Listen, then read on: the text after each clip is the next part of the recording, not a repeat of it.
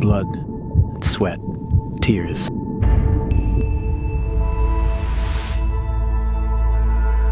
How far are you willing to walk? Are you ready for the distance? Will you go the extra mile? Will you lay it all down for the one who gave you his all? And consider the cost of the cross.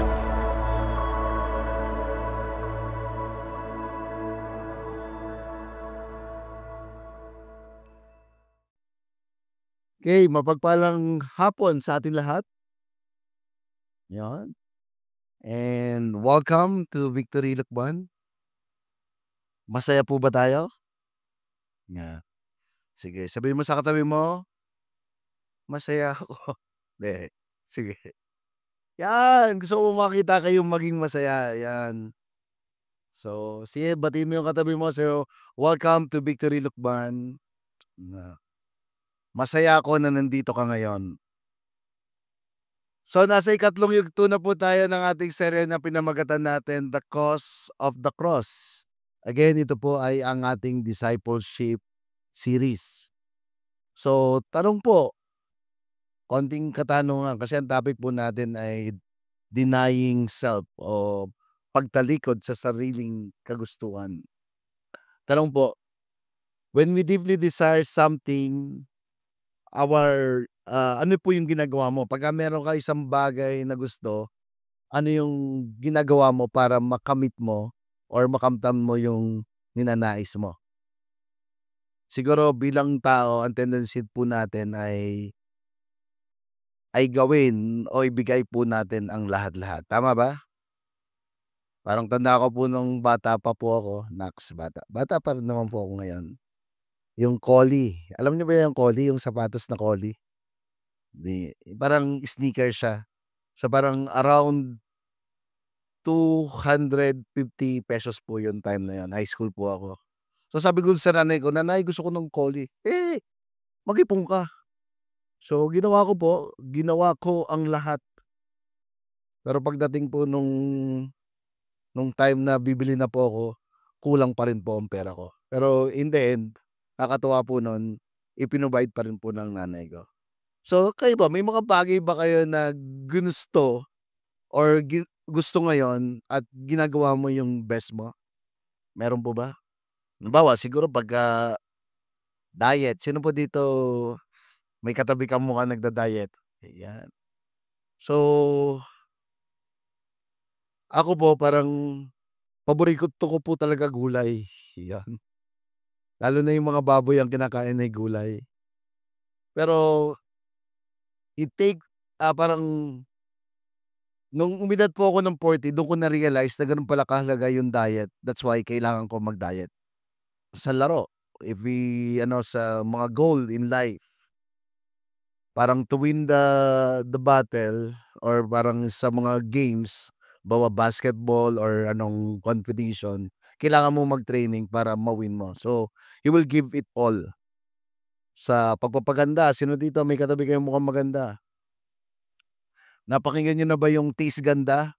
'Di ba parang kahit mataas yung heels or kahit sobrang init tapos yung mga foundation na nagpuputik-putik na parang gano'n. Titiisin mo para sa iyong kagandahan. Same thing in our topic. Discipleship is the process by which we become more Christ-like as a follower of Jesus. The goal po in us bilang mga Kristiyano to the end up to be Christ-likeness. Tama ba? Sino dito gusto mong maging katulad ka ni Kristo? Na you are willing to give all para sa mahal mo, maging mabuti kang tao. Sino dito gusto mong maging mabuting tao? Na kumbaga si Jesus ito, kasunod ikaw na, parang gano'n. But marami po desire ito na maging mga Kristiyano, marami pong nagde-desire na maging katulad ni Kristo. Pero ang problema po, many people or many Christian are not able to meet this because yung commitment po wala. Many people unwilling to pay the price of discipleship. Marami pong gustong maging katulad ni Kristo, pero yung price to pay the penalty or cost to be Christ-likeness ay wala po yung commitment. Don't get me wrong, yung salvation po, libre po yan, tama ba? Pero when in terms of following Jesus, there is a cost. May cost po yan. Our salvation is free, but it costs Jesus Christ His life. Yung kaligtasan po natin ay libre po yan na ibinigay po sa atin ng Panginoong Diyos. And among you are grateful having that. Sabi nga kanina ni Let, yung naranasan mo na ba yung sukdol ang pag-ibig ng Panginoong Diyos, parang gano'n. Yung sobrang pag-ibig ng Panginoong Diyos. And it happened, yes, when we receive the salvation, libre po yan. Pero kung titingnan natin yung cost na to the point na ibinigay po ng lahat ng ating Panginoong Jesus. Again, when He carried the cross, unang-una, wala po siyang kasalanan.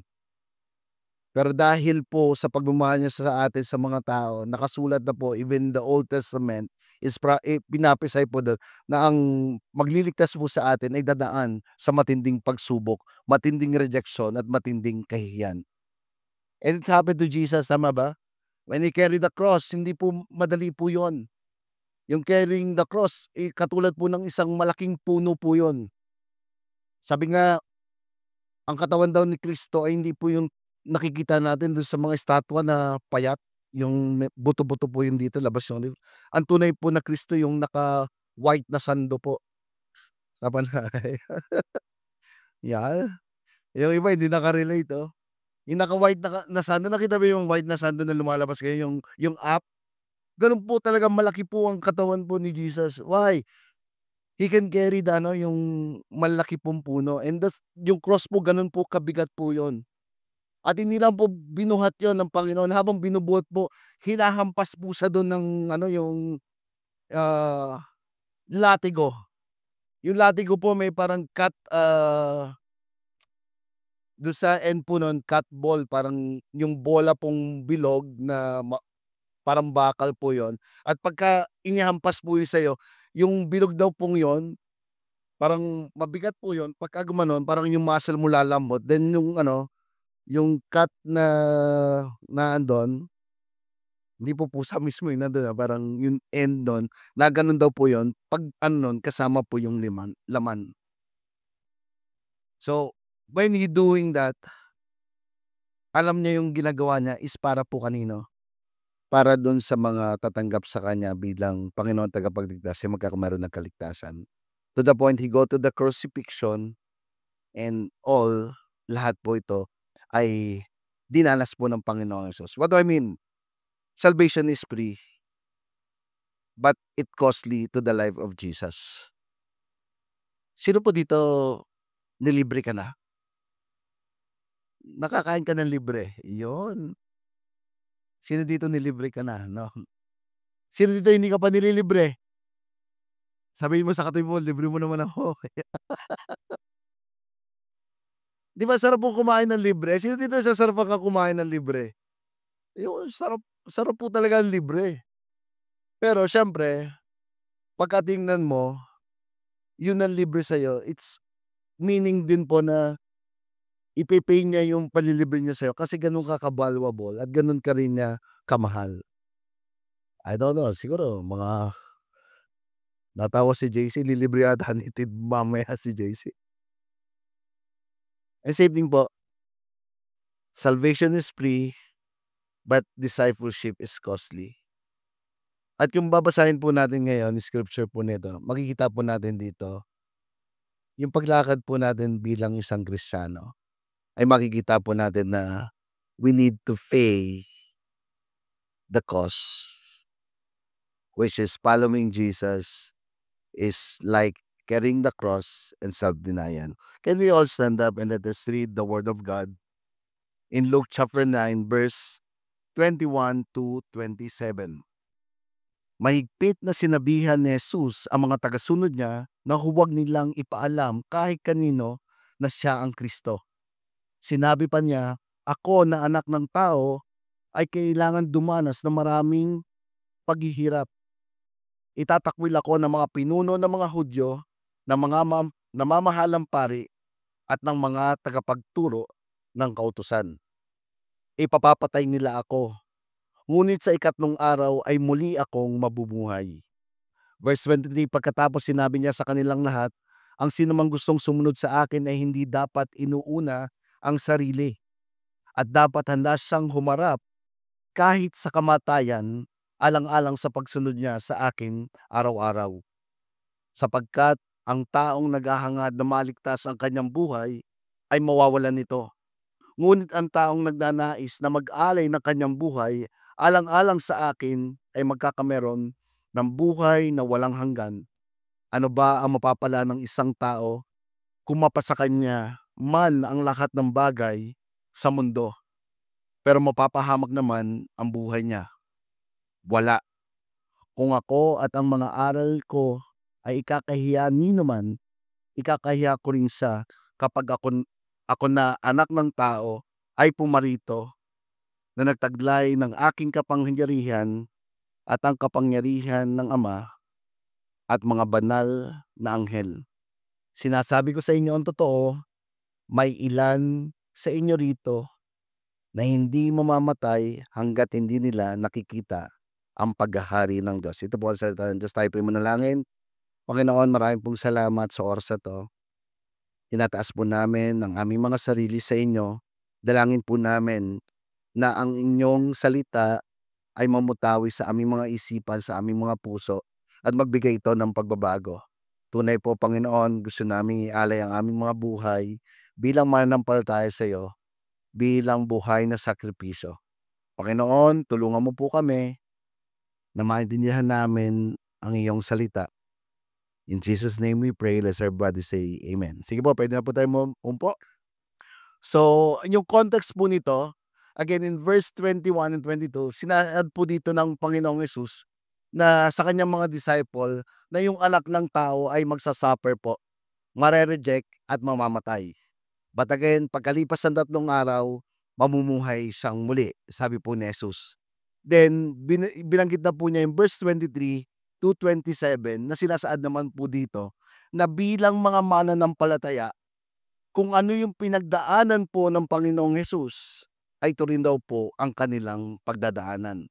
So, kumbaga sinasaad niya dito that there is a price for the whole life discipleship in this verse. So, itong verse na po ito, sinasaad po na meron pong halaga o meron pong presyo ang pag-follow po sa Panginoong Diyos. In verse 23, again, sinabi po dito, "And he said to all, if anyone would come after me, let him deny himself and take up his cross daily and follow me." So the first point po, kung titingnan po natin dito, may 3 pong presyo ng ating pong pagsunod sa Panginoong Diyos. Una daw pong presyo or the price of self-denial. Sabi po ng Panginoon dito, pagkatapos sinabi niya sa kanilang lahat, "Ang sino mang gustong sumunod sa akin ay hindi dapat iniuna ang sarili." So yung sinasaad niya po dito is voluntaryo na pag-deny sa iyong sarili. So hindi niya po pinilit o hindi niya kinuman, kung ikaw ay mananampalataya, dapat i-deny mo ang sarili. So parang ang point niya dito, yung encouragement po ng Panginoong Hesus, ay ikaw ba mismo willing ka to give it up to Jesus? At kasunod po dito, it means living for His sake rather than our own. So ang pinopoint out niya dito, yung pag-deny po ng sarili natin, ng ating sarili, ay handa ka bang mamuhay para sa Kanya or mamuhay dito sa ating mundo? It means giving up your own will, your own desire for your own life in order so that you can live your life for Jesus. Yung self-denial po ay sinasaad po dito, willing ka ba ibigay yung sariling layunin ng iyong buhay? Willing ka ba na yung desire mo o yung nasa ng laman ay ibigay mo rin sa Panginoong Diyos o papaano ka mamuhay dito? Ang tinatanong niya pa dito yung self-deny o yung pagdi-deny po natin ng ating sarili. Handa ka bang magtiwala sa Panginoong Diyos na ang layunin niya ang maganap sa ating mga buhay? Tanong po, handa ka ba na ang layunin ng Panginoong Diyos ang maganap sa ating mga buhay? When we look into the Bible, marami pong layunin ng Diyos dito na hindi angkop sa nais natin. Tama ba? O ako lang? Sige nga, yung mga paborito nating verse dito, mahalin mo ang iyong kaaway. That's the will of the Lord. Sino dito, mahal na mahal mo ang iyong kaaway? Magpalakpakan. Hindi po ganun kadali. And it's not the will of the Father. Ano po yung mga verses na hindi will ng Panginoon? Yung living a life in a sin o yung pamumuhay nang hindi na nais ng Panginoong Diyos ang kasalanan. Kasi tayo po bilang mga mananampalataya, kaya po namatay si Kristo sa cross ng Kalbaryo, it is because sa atin pong mga kasalanan. So kung namatay po ang ating Panginoon sa ating mga kasalanan, it means ayaw na ayaw niya po ng kasalanan. God is holy, man is not. Di ba nga po, He's also a just. Ba't kailangan po mamatay ni Kristo? Kaya po siya namatay dahil siya po ay just. Ayaw niya po na ang kasalanan ay hindi mabayaran. So ngayon, ang tao hindi qualified. That's why He sent His one and only Son, Jesus, para ipakita na ganun po katindi ang galit nga sa kasalanan. So what do I mean? Self-denial is letting the will of the Father na mamuhay din po ito sa ating mga buhay. Ang tanong po, nagtitiwala po ba tayo sa ating Panginoon na yung layunin niya ay maganap sa ating mga buhay? Pagkatanong, yung plano ng Diyos. Marami pong plano ang Diyos sa atin, pero minsan yung plano po natin ay hindi po ito yung plano ng Diyos sa atin. Parang, Pastor, plano ba ng Diyos na yumaman ako? Aba, yun naman po. Palagay niyo plano ng Diyos na or will ng God na yumaman tayo? Yes. So that we can be a blessing to many. God will bless us so that we can be a blessing. Pero Pastor, ang trabaho ko po ay may Lord din naman. Pero drug Lord. Parang it is clear na kung ikaw ay nagbebenta or hindi ito parang kung ito'y masama, again, it is not the will of the Father. Kailangan nating mamuhay ayon sa nais ng Diyos. Ito ay nangangahulugan na pagbibigay ng kontrol sa ating sarili, mga pangarap at pagnanasa. Ito daw po ay pagbibigay po ng kontrol sa ating sarili, pangarap at pagnanasa. Na ang Diyos po ang may akda ng lahat na meron po tayo. So, willing ka ba na yung pangarap mo ay pagkatiwala mo sa Kanya?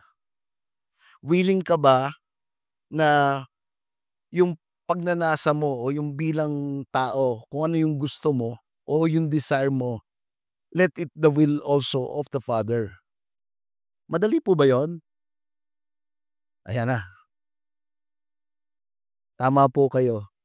Kahit ako, when I reading this, just looking back din sa life ko na madali ba? Hindi po madali. Marami pong bagay na kailangan i-deny para sa paglakad sa Panginoong Diyos.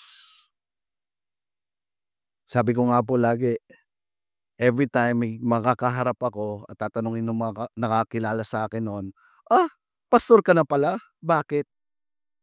Hindi ko rin alam.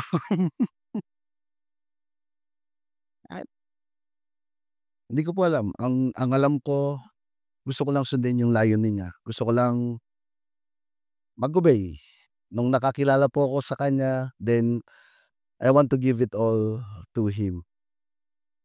And end up, nandito po ako ngayon ako po yung pastor niyo.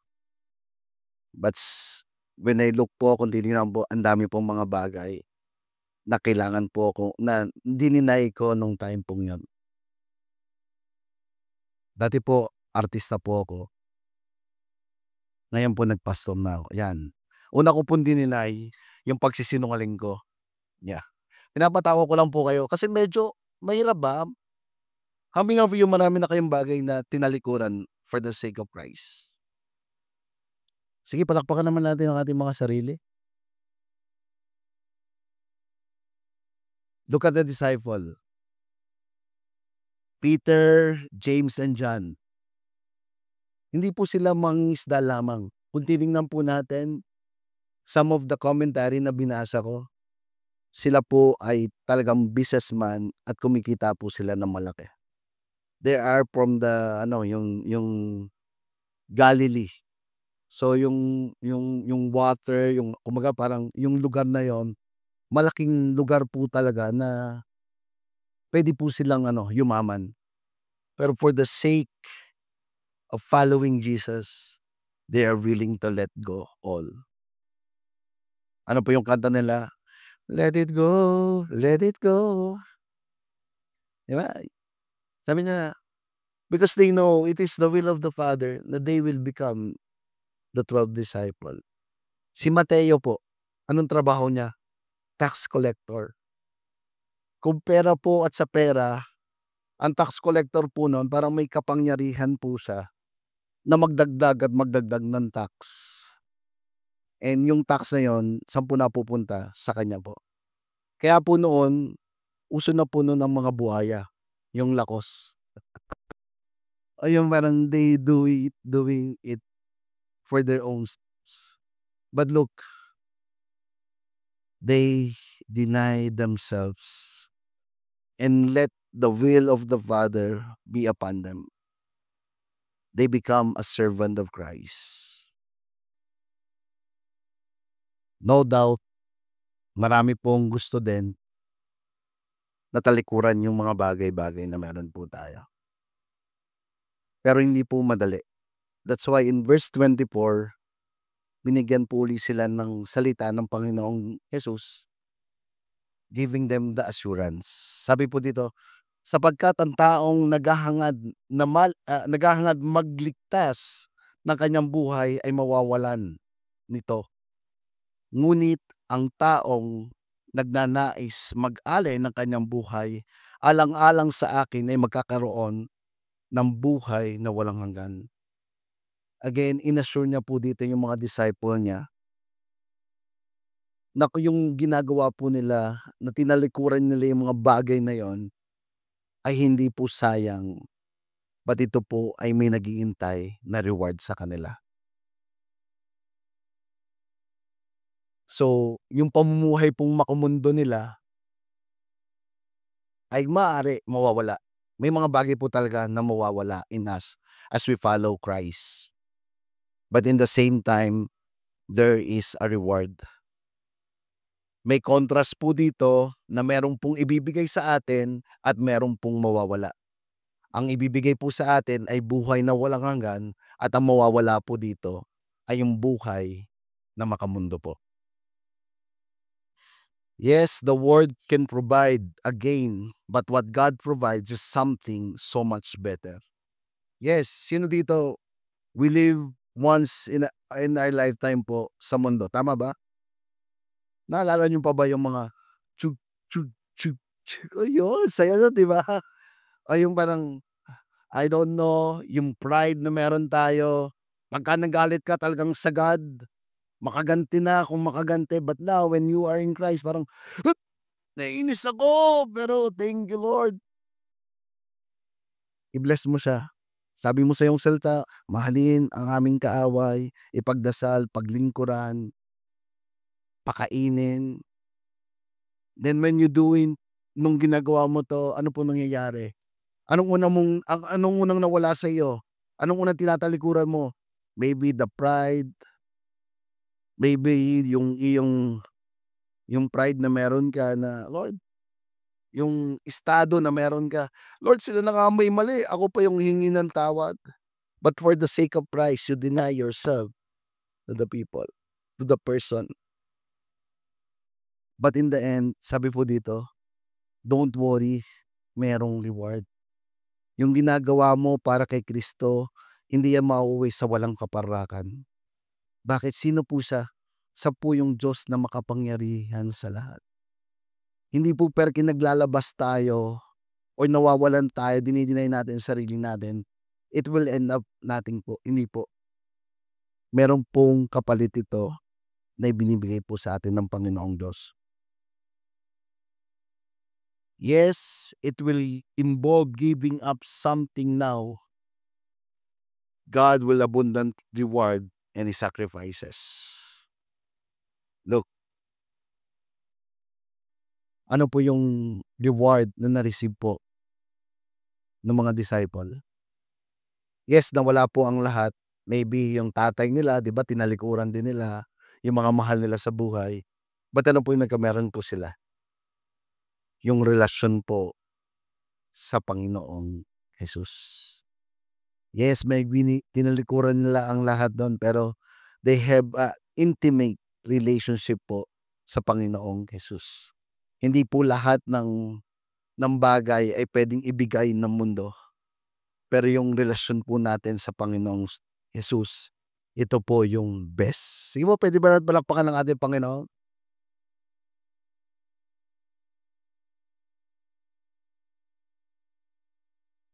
Our gain is living out His perfect will, which is always the best for us. We will receive His very best, His approval. Ang pinakang-best po na nangyari po sa atin when we follow His will, ito po yung bells na meron po tayo. Bakit?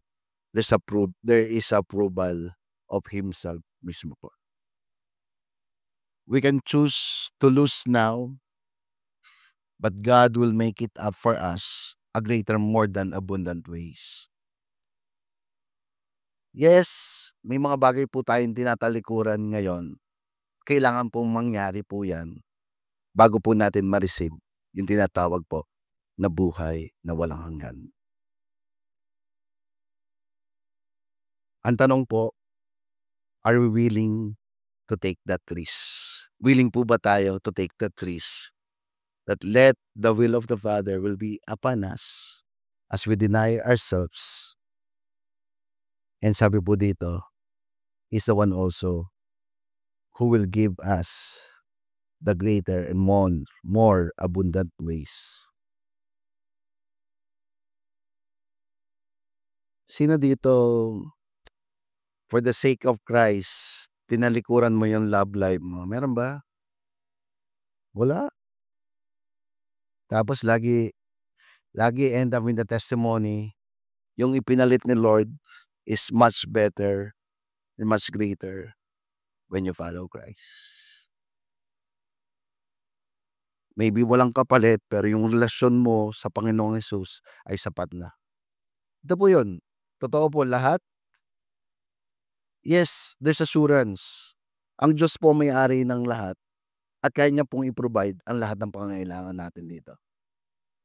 Pero look, He is a God who owns everything.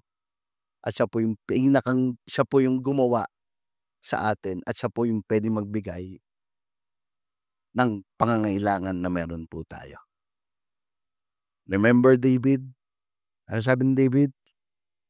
Greater is one day on your courts than 1,000 elsewhere. Anong pwedeng ibigay sa'yo ng mundo na hindi kayang ibigay ng Panginoong Diyos?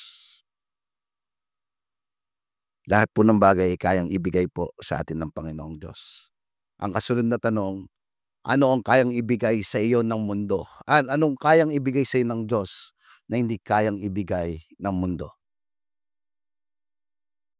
And that is our salvation, our eternal life. In verse 25, sabi po dito, ano ba ang mapapala ng isang tao kung mapasa kanya man ang lahat ng bagay sa mundo, pero mapapahamak naman ang buhay niya? wala. Yes, we can pwede po tayo mamuhay sa mundo. Magwala ka, mawala ka bilang Kristiyano, and you gave it all. Pwede naman pong mangyari yun, eh. Pero yung kaligtasan po, ito po ang hindi kayang ibigay ng mundo, na tanging ang Panginoong Hesus lamang po ang pwedeng magbigay nito. We can either lose it now or lose it later. Handa ka ba talikuran mo na ngayon? So that yung darating po, there's assurance that there's eternal life. Meron pa. Yes, I believe po na kumbaga parang yung salita pong ito sinasaad po dito na there's a possibility that if we allow the enemy to be in us, in the end, we forget the salvation that we had. Again, salvation is free, but there's a cost also in following Him. Let us choose to lose it now to gain what is more valuable and everlasting. Talikuran na po natin ngayon kasi meron pong price na naghihintay sa atin, which is ito po, yung eternal life.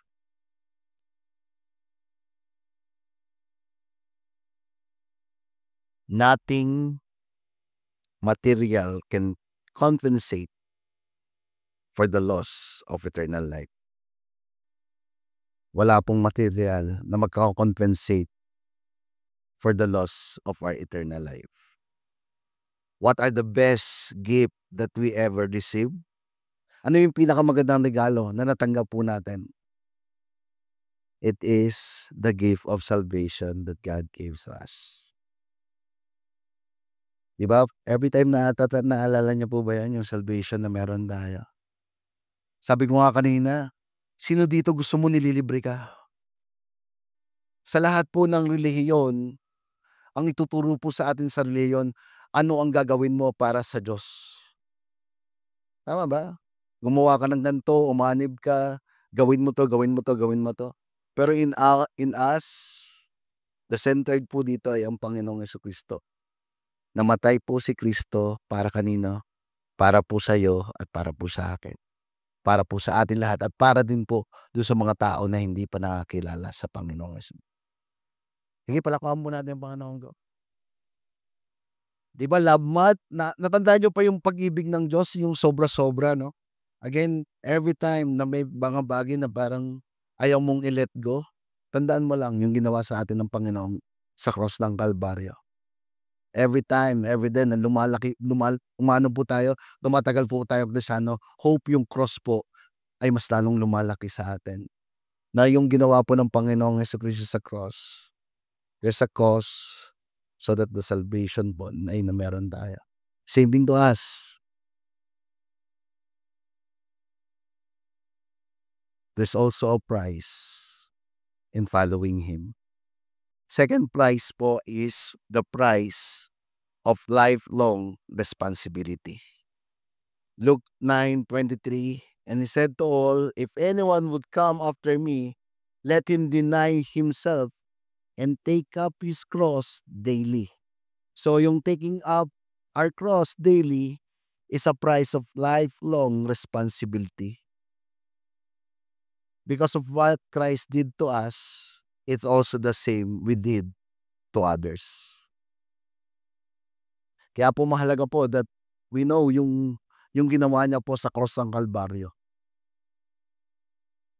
Na wala po tayong pwedeng idagdag sa ginawa niya.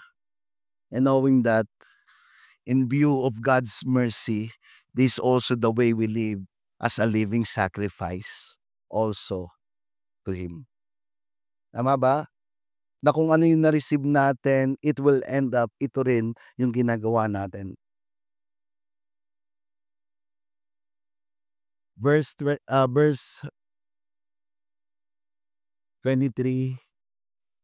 alang-alang sa pagsunod niya sa akin araw-araw. take up his cross daily refers to how criminal in the Roman world were led to crucifixion. Yung take up his cross po, ito po ay kinuha po din in a Roman world po na yung mga criminal po doon in time po ni Jesus na sila po ay dumadaan po sa matinding kahihiyan, matinding rejection at matindi pong parusa para po leading to the path of crucifixion. There's a rejection of the world po. Na ito po yung ginawa po ng mga Romano Empero na pambayad po sa kasalanan po na ginawa ng mga kriminal. But yung cross po is a symbol. Kumbaga yung taking up our cross daily, it means that we are identifying with Jesus. Si Jesus po ay napako po sa cross at nag-walk po to the path of Calvary because of the love for our sin. And so we can tell us also na ang Panginoong Hesus po ay kaya po siya kineri niya po yung cross at lumalakad po siya doon sa crucifixion, going to the crucifixion, ay dahil po sa pagmamahal niya po sa atin. And same thing as take up our cross daily, it means that we are identifying with Jesus. We identify ourselves to Jesus. Kaya po yung rejection ng world, nandiyan po talaga yan. Sigurado po yan. Sino po dito na-reject ka na? Nung una, ang ganda ng pakikisama sa'yo. Pero nung naging alive ka na, medyo, sandali, alive na ikaw. Sinasaad po dito na ang pag-reject sa ating ng mundo ay hindi lang po isang beses, but it's a lifelong responsibility po na meron po tayo. Pang-araw-araw po yan. Ibig po sabihin, hindi po natin pwedeng i-commit yung sarili natin sa dalawa. We have only one master. And our master is Jesus. We cannot serve two masters. We cannot serve money and then we are serving Jesus. Isa lang po. Why? It's a daily commitment.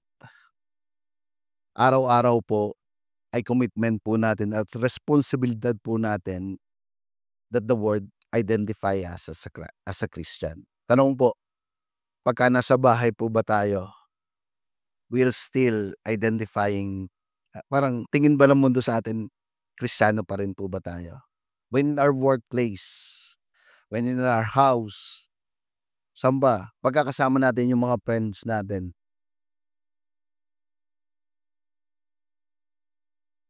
nakikita po ba yung pagiging Kristiyano natin?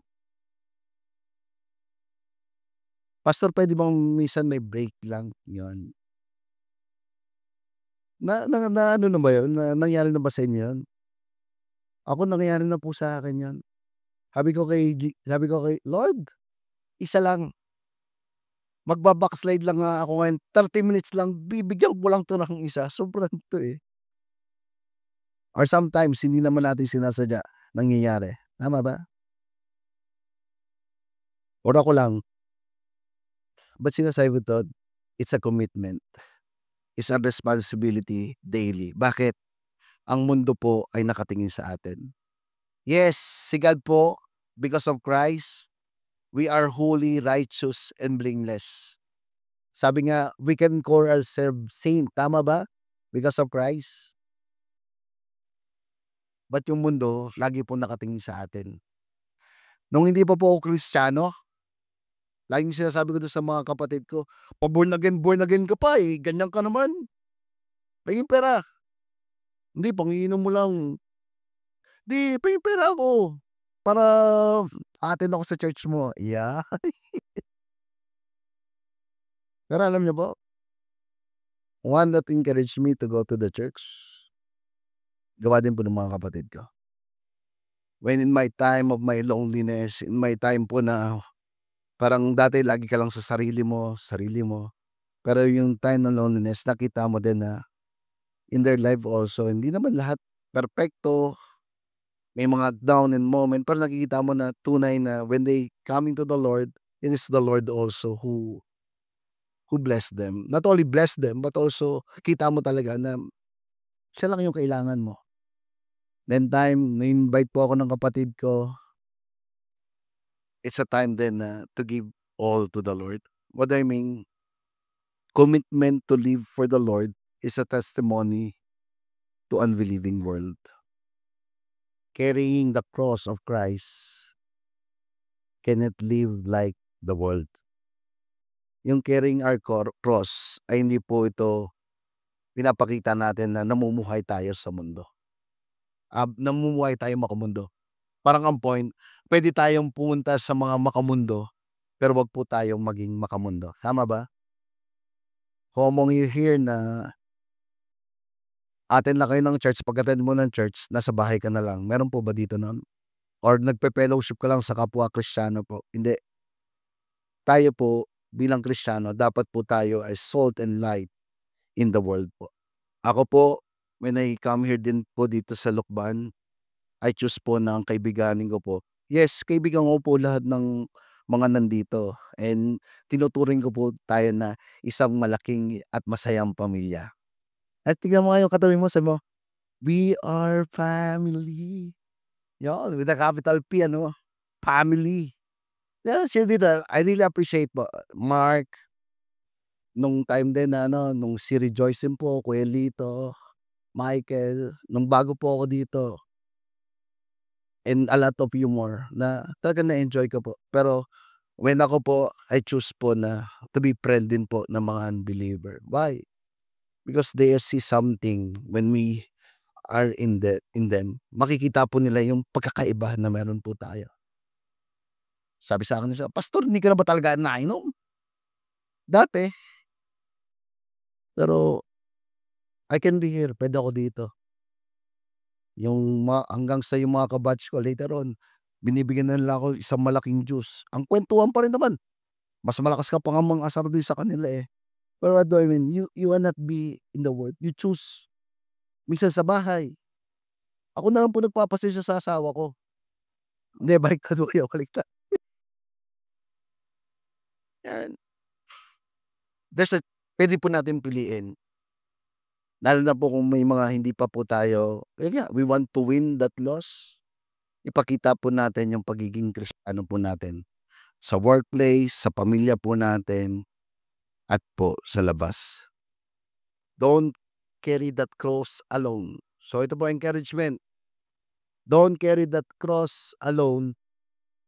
Our Lord enable us to carry the cross. He has given us, yet He tell us that we must pick up our cross daily.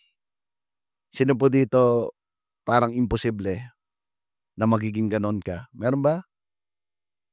Maging mabait sa taong hindi dapat ka maging mabait. Parang gano'n.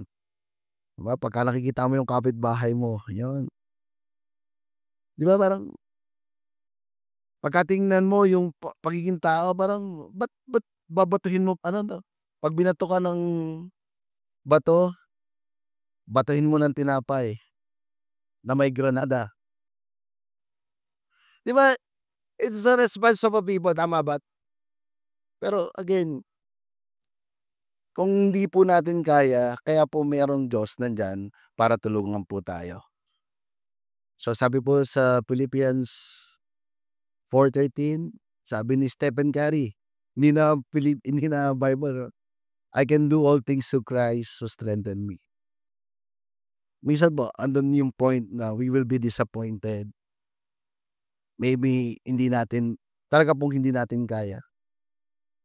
Denying ourselves and committed, o yung pagiging commitment natin po sa Panginoon is commitment also to be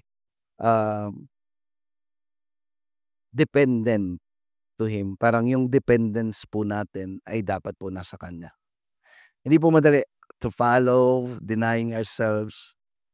Ang tanong po, hindi po will natin o galing po natin. But again, let's look back on the cross again. Like our salvation, that we can do this because of Him who is in us. Last point, the price of identifying with Christ. Luke 9:23. And He said to all, if anyone would come after me, let him deny himself and take up his cross daily and follow me. Follow me means it is the price of identifying with Christ. When we accept Christ as Lord and Savior of our life, we are no longer living our own, but with Christ. Kung tinanggap po natin si Kristo sa ating mga buhay, hindi na po tayo solo, but kasama na po natin ang Panginoong Jesucristo. That's why we are identified as a follower of Christ if we live with Christ. Kasama po natin ang Panginoong Jesucristo. 2 Corinthians 5:17, paborito ng lahat to. If anyone is in Christ, he is a new creation, the old has gone, the new has come. Ano pong gusto lagi ng kaaway? Ipaalala kung sino ka dati. Tama ba? Yung identity mo noon. Ano yung identity mo noon? Yung sinabi ng mga tao, kung ano ka. Pero yung identity natin sa Kanya ay iba. Sino ang mas nakakakilala sa atin? Siya po na lumikha sa atin. You are chosen, you are royal priesthood, and we are holy. Banal po tayo. Anong goal ng kaaway? Ibalik kung sino ka. Ang tanong, sino bang nanalo? Where we get our identity. Pagka bumabalik ulit, nag-aalala ka, nagwo-worry ka, again, my identity is not that anymore. But my identity now is in Christ. We can forgive. Yes, we can forgive. Because it is your identity. Namatay po si Kristo para patawarin po tayo.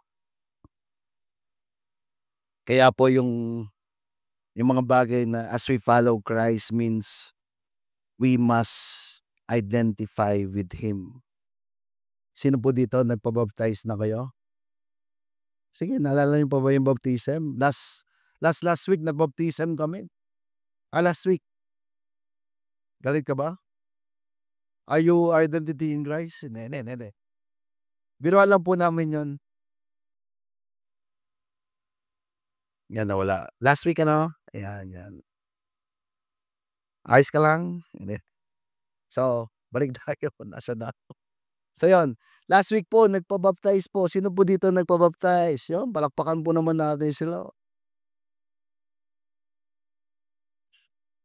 It's a public declaration po. When we baptize, yes, yung baptism po, wala po nang kinalaman sa kaligtasan na mayroon po tayo.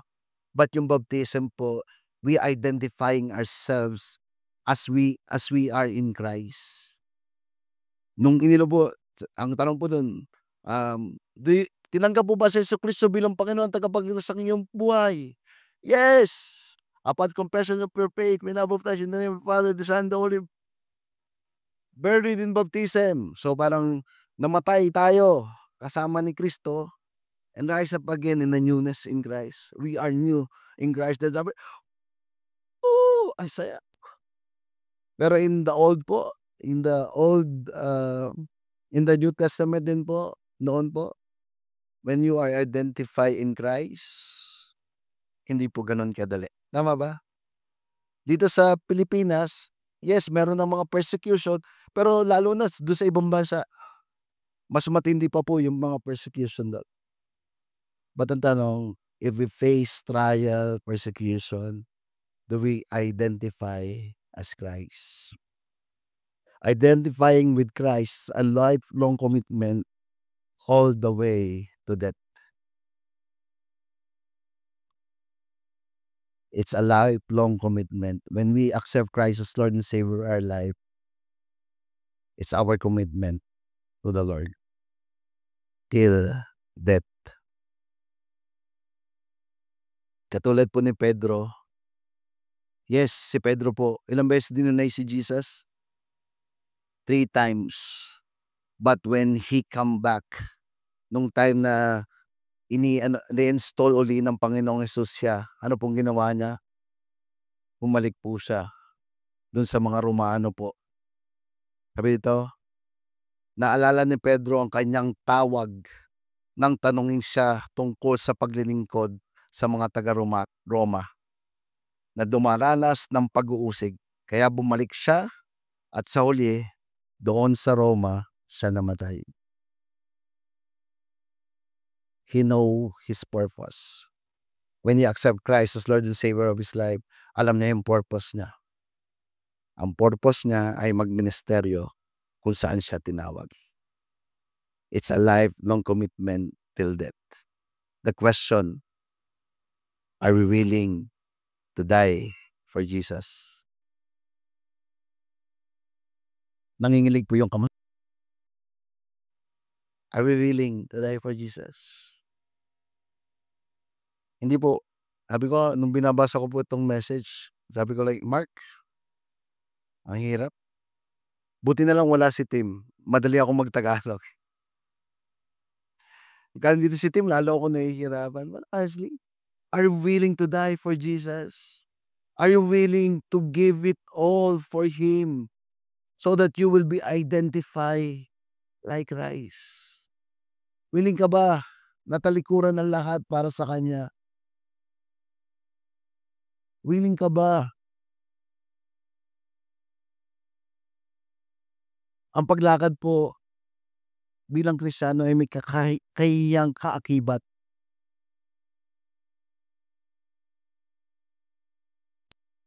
Pero ang tanong, are we willing to get it all? Verse 26, kung ako at ang mga aral ko ay ikakahiya ninuman, ikakahiya ko rin siya kapag ako na anak ng tao ay pumarito, nataglay ang aking kapangyarihan at ang kapangyarihan ng Ama ng mga banal na anghel.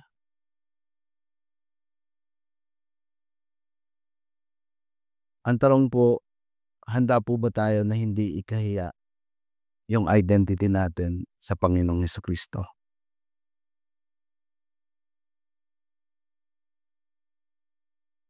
Being like of the Word or being like of Jesus?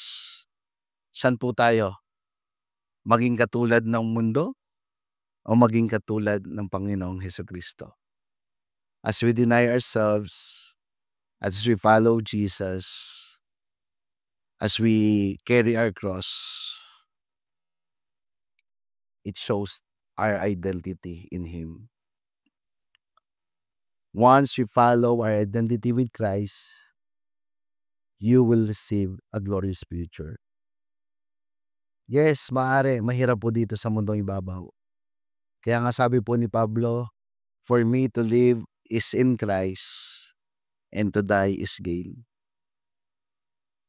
Again, balik po tayo. Bilang pong Kristiyano, hindi na po ang isip natin makalupa. Ba't itinuturo po sa atin na mag-isip ng makalangit? Yes, hindi ko po sinasabi na maging tamad tayo. Kailangan po natin magtrabaho. Kailangan po natin mag-aral. Kailangan po natin gawin yung best natin para po sa mahal natin sa buhay. But in the end of the day, ang lahat po niyan ay hindi po natin madadala sa langit. Tama po ba? At ito po ang tunay na reward bilang isang Kristiyana is to have or getting a glorious body that is in heaven. Maaari pagkatanong, sino ang pinakamayaman dito? Sa buong Lukban, maaari yung pangalan ni Pastoron ay nasa ikalawa sa huli. Yung huli, si Mark. Joke lang po yun. Maaari. Pero when we look into the list kung sino ang mapupunta sa langit, maaari si Pastor. Huwag naman sa huli na. Dapat nandun lang sa may taas. Kasi mag-isip po tayo ng makalangit at ito po yung naghihintay sa atin talaga. As I end, we identify with Christ forever we go. Kahit saan po tayo pumunta, yung pagiging Kristiyano identify na po tayo. Even the enemy, yung enemy po, nangingilig pa po sa atin yan. Totoo po. Wherever we go, nasa workplace tayo, nasa school, we carry the name of Jesus. And there's a price to pay. That's why yung kindness, yung patience, yung eternal mindset, kailangan po natin itong ipatuloy-patuloy. Kaya ba natin? Kaya natin dahil ang Panginoong Diyos ay nandyan para sa atin. Sige, palakpakan po natin ang Panginoong Diyos. Kaya po ba natin? Tingnan mo po yung bawat isa nandito. We are living in the world. We are alien in this world. Tama ba? Alien? Alien. No, we are living. Sino po nakakaunawa sa atin? Tayo pong mga Kristiyano. Kaya yung sabi po natin, yung pray to one another, sharing life to one another. As I end, can you all stand up?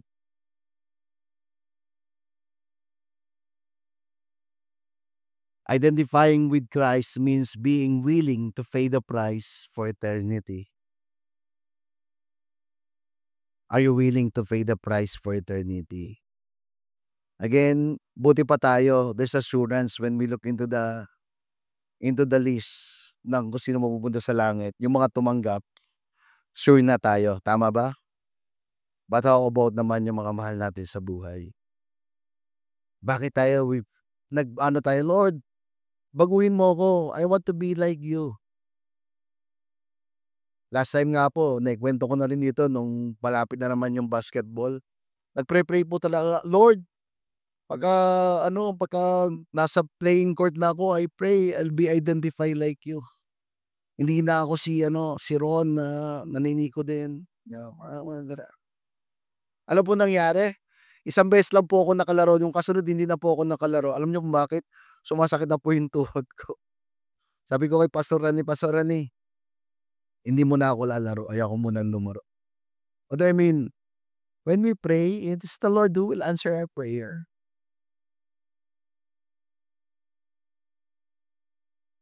Parang natuwa pa kayo, hindi ako nakalaro ha. And then, when we pray, sino dito nagpre-pray ka doon sa mga mahal natin sa buhay? What we are doing is not only for us because there's assurance na we are going to heaven. Kung tayo may mga anak, para po sa mga anak natin. We want to ma-bless yung ating mga anak. How we can bless yung mga anak natin? By having this eternal perspective. Not us, our loved ones, those people who are in us. Following Christ until the end is costly, but there is a reward eternal. Let us pray. Lord, thank you for your word. Yes, it's not easy to deny ourselves. It's not easy to carry the cross. It's not easy to follow you. But because of you, we can do this all. So Lord, we pray for your grace to be upon us. Lord, let your days show us kung gaano kami, Panginoon, na walang kakayanan para sa kaligtasan na ibinigay mo sa amin. But because of your love, you send your one and only Son, Jesus, who paid the penalty of sin, so that if anyone who will accept Him and receive Him as Lord and Savior of his life, we receive the salvation. If you're that person na nandito na unawaan mo ngayon, na kailangan mo tagapin ng Panginoong Jesus para sa buhay na walang hanggan, we know that this is not an accident. Ang Panginoong Diyos po ang tumawag sa iyo para tanggapin siya. If you are that person na Panginoon, maraming salamat sa mabuting balita na ibinigay mo na namatay ka sa cross ng Kalbaryo para sa akin.